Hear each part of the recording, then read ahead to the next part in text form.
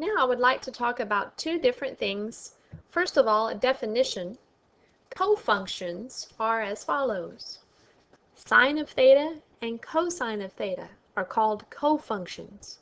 Tangent of theta and cotangent of theta are called cofunctions. And then secant of theta and cosecant of theta are called cofunctions.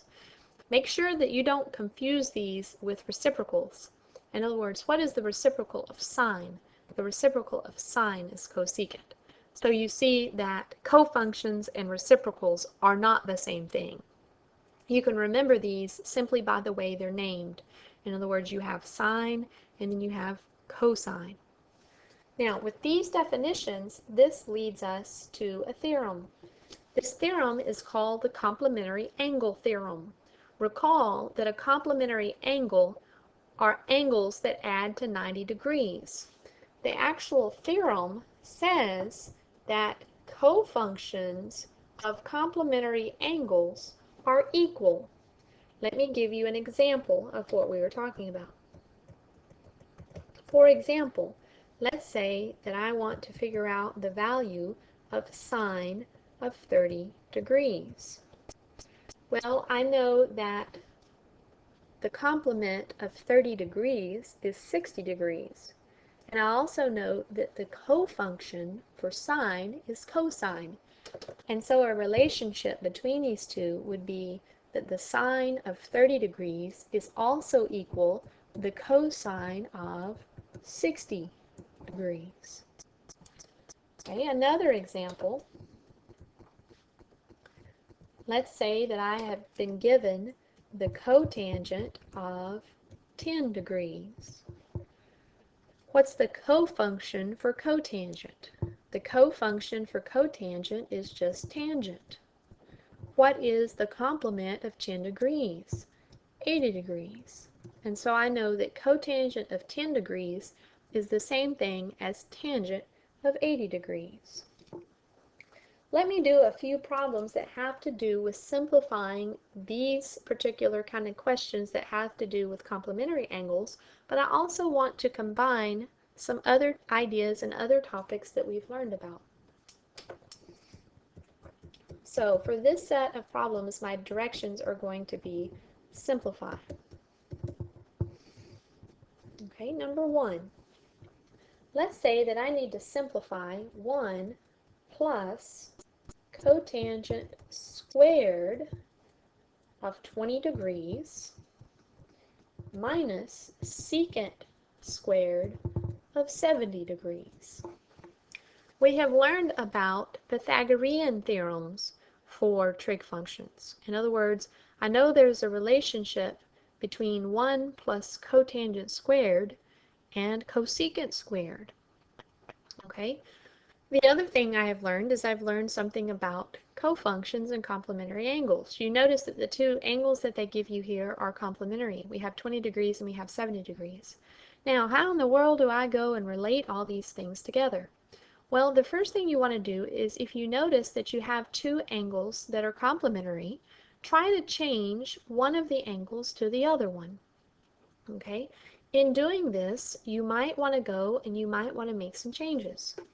Okay, for this one, there's several different ways that you can do this. For this one, what I'm going to do is I'm going to choose to change the secant part. Okay.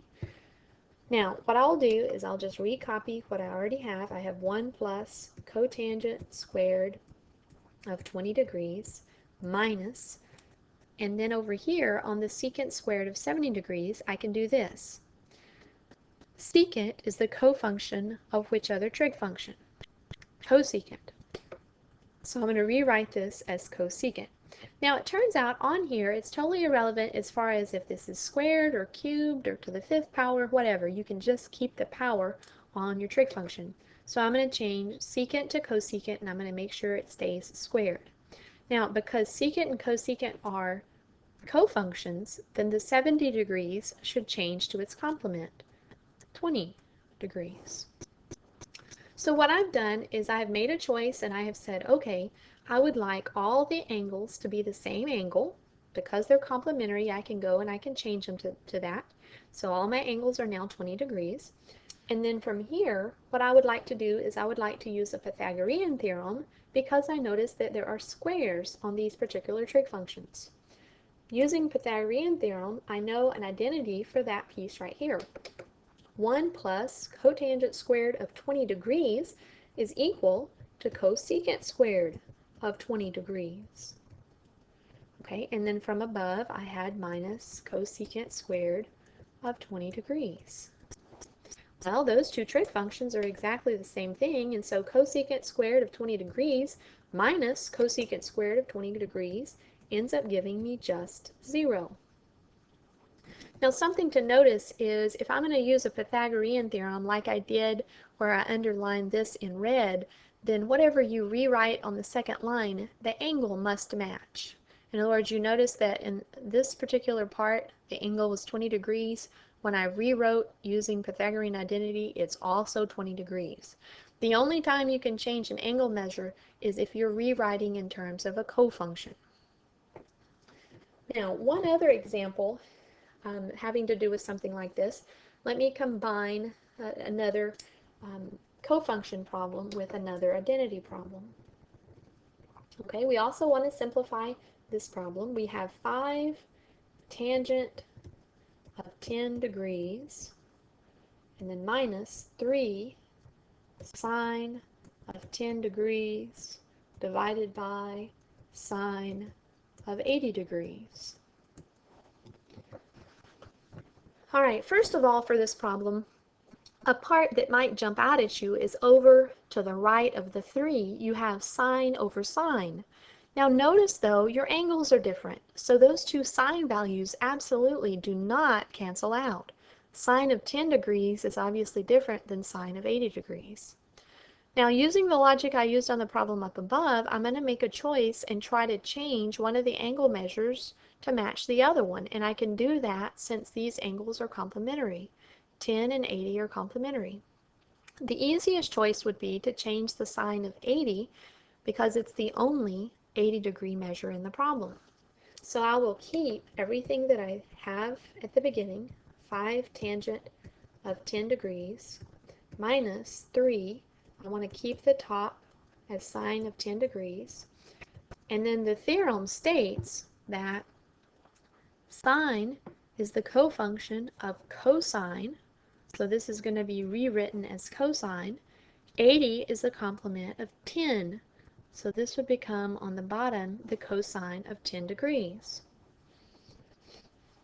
Now we have a theorem that says if you have sine of an angle over cosine of the same angle, then that is equal to tangent of that angle.